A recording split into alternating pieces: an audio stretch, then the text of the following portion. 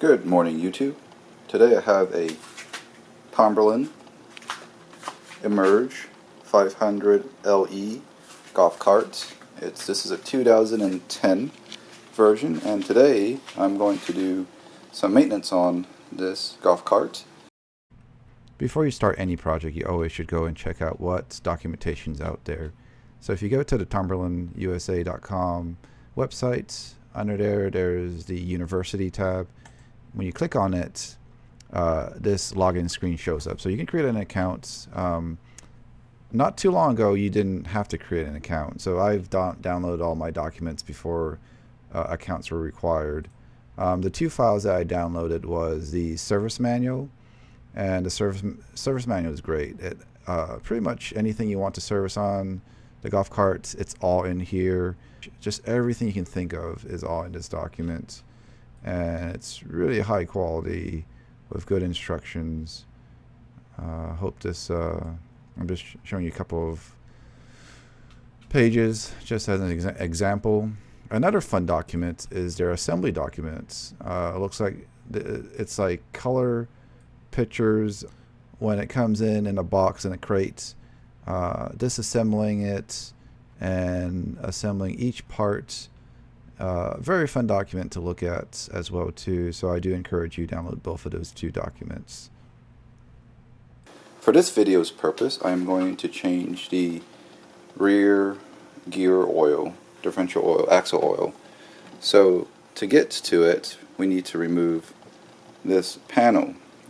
First thing you do is remove these two pop out screws.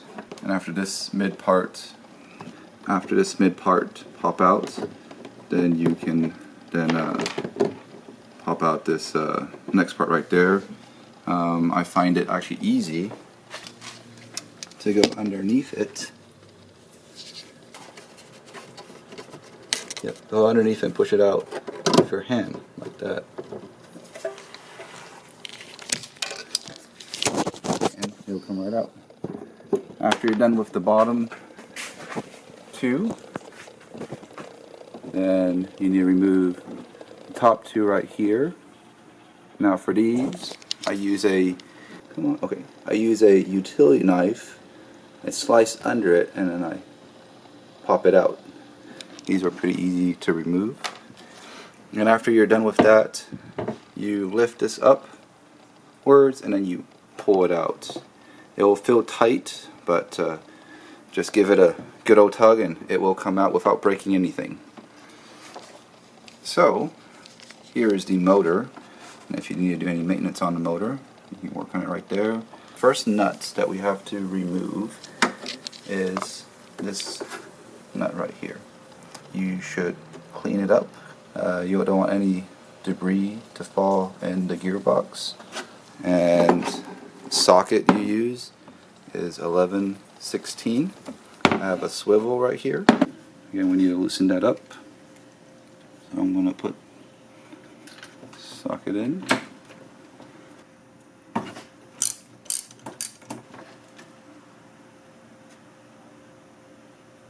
And there we go. Alright, so now we need to drain the oil. You can see that there is a 3/4 inch drain plug right there.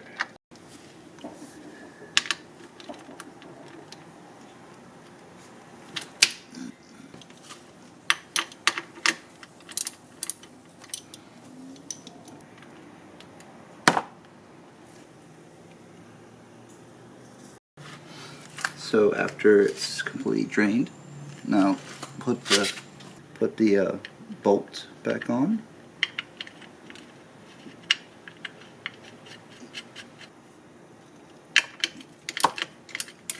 And then you can follow the torque requirement shown by the manufacturer, or I usually just do a 1/4 turn, and that's it. Wipe it, and now it's filled back up. Lubricant. I like to first use this long funnel and just stick it right into where we refill it. So now it's secure. I like using this other funnel that I can fill it up to the right quantity. It also has a valve right here that I can turn off. I can stop the grease from dripping, and I can open it up. So it's very convenient.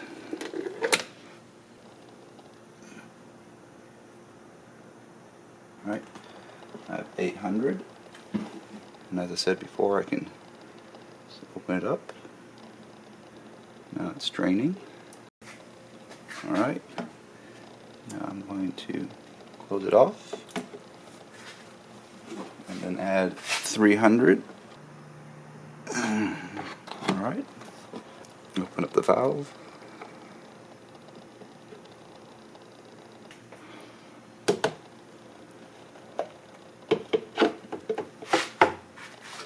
As you can expect, the last thing all I have to do is just put this screw this back in. Don't forget your plastic washer. And I'm going to hand tighten it.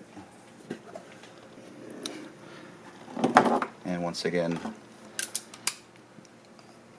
now I'm just going to, either you can follow manufacturer's recommendation for the torque rating, or I just hand tighten it and then do a 1/4 turn.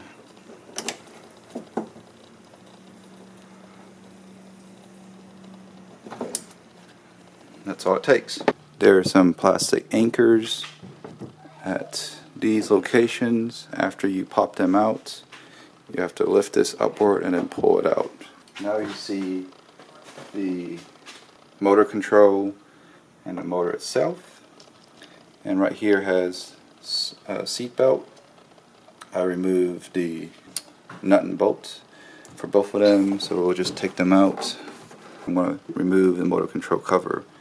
So there are 4 screws on the side, 1, 2, 3, 4 on the side, 4 little screws. After you've removed those 4 screws, you can just pull this cover out. And when you pull the cover out, the tow run switch is right here. You take a open-end wrench, and you can then remove it. Before we get to the motor, let me just give you a quick tour on how this whole thing works. Alright, so what we're seeing right here is that you put the key in here, and then you turn it to on position, right?